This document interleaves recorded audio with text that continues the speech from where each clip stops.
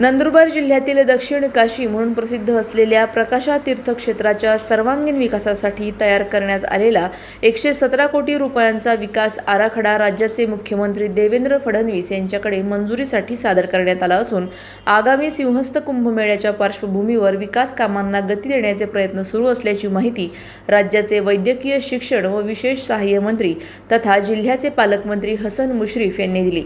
प्रकाशा येथील श्री केदारेश्वर देवस्थान व गौतमेश्वर तीर्थस्थळाची पाहणी करून भाविकांसाठी आवश्यक सुविधा उभारण्याबाबत अधिकाऱ्यांना निर्देश दिले। कुंभमेळ्यासाठी येणाऱ्या लाखो भाविकांच्या सोयी सुविधांसाठी निधी कमी पडू दिला जाणार नसल्याचे त्यांनी स्पष्ट केले।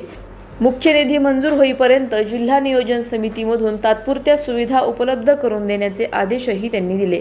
शहादा तहसील कार्यालय तालुकास्तरीय बैठकीत विविध विभागाच्या कामकाजाचा सविस्तर आढावा घेत महावितरणला स्मार्ट मीटरबाबत नागरिकांमध्ये जनजागृती करण्याच्या, रूफटॉप सोलर योजनेला चालना देण्याच्या तसेच पोलीस विभागाला गावठी दारू व गुटखा बंदी विरोधात कडक कारवाई करण्याच्या सूचना देण्यात आल्या। याशिवाय लाडकी बहीण योजनेतील कमी झालेल्या अर्जांची कारण मीमांसा करण्याचे, संजय गांधी निराधार योजनेचे प्रलंबित मानधन तातडीने वितरित करण्याचे, घरकुल लाभार्थ्यांना वेळेवर हप्ते व पुरेशी वाळू उपलब्ध करून देण्याचे निर्देश देण्यात आले। जिल्हा परिषद शाळांमध्ये इंग्रजी, गणित व विज्ञान विषयांसाठी सुशिक्षित तरुणांची मानधनांवर नियुक्ती करण्याचा प्रस्तावही त्यांनी मांडला। तसेच पाणी व चारा टंचाईवर प्रभावी उपाययोजना करून जमीन मोजणीच्या प्रलंबित तक्रारी तातडीने निकाली काढण्याचे आदेश संबंधित अधिकाऱ्यांना देण्यात आले।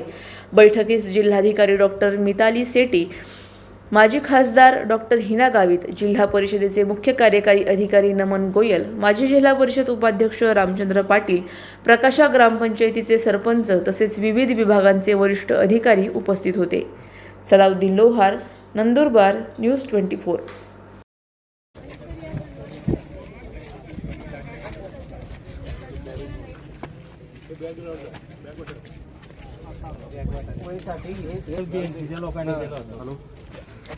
वर्षभर पर्वणी काळामध्ये रोजचे हजारो भाविक त्याची भावना आहे। ऋषी पंचमी, महाशिवरात्री, श्रावण मास, अधिक मास अशा विविध धार्मिक तिथ्यांची, परंतु आमचं दुर्दैव एक आहे की प्रकाशा गावातलं जे गटारीचं पाणी 8 ठिकाणी येऊन ते पूर्ण बॅकवॉटरला येऊन, तर हे पाणी उचलून राष्ट्रीय नदीकृती विकास आराखड्याअंतर्गत गावित साहेबांनी हा प्रस्ताव केंद्र सरकारकडे पाठवला होता 8 वर्षापूर्वी, परंतु त्याचा पाठपुरावा झाला नाही। त्याच्यात असं नियोजित होतं मॅडम, बरोबर, त्याच्यात नियोजित असं होतं की 8 ठिकाणीचं पाणी एका ठिकाणी गोळा करावं आणि कुठेतरी गाव बाहेर ते पाणी टाकावं, ते नदीत जाऊ नये आणि त्याचे शुद्धीकरण करून ते शेतकऱ्यांना देण्यात यावं।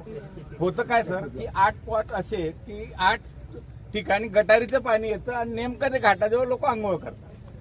पण हे सर्वात सर शहादा शहराला जो सोर्स आहे आम्ही बॅरेज आहे तिथं सध्या 1,675 दशलक्ष घनफूट पाणी उपलब्ध आहे। आमचं वार्षिक पाणी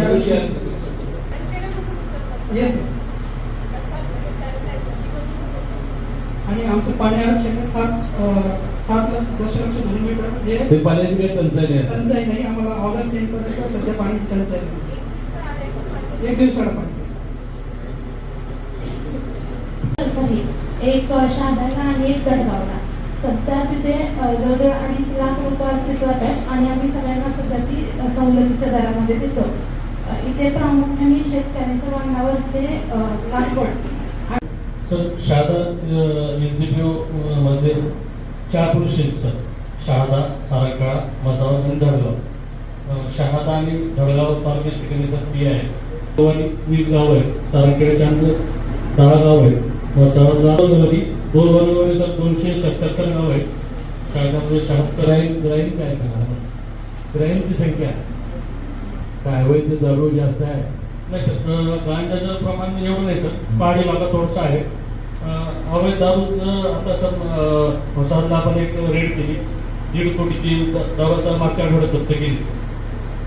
गुटख्याच्या केसेस सर आपण FDA असं करा, त्या पुंडलीच्या हद्दीतल्या जिथं सापडत त्याला सस्पेंड करायला सांगा त्याला। Yes sir, yes.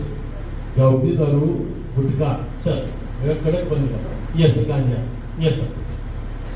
बाकीचे काय प्रकार आहेत? बाकी गुन्ह्याचे प्रकार काय? कापूस आहे एवढ्या तर त्याप्रमाणे महाडीबीटी योजनेअंतर्गत आम्ही सध्या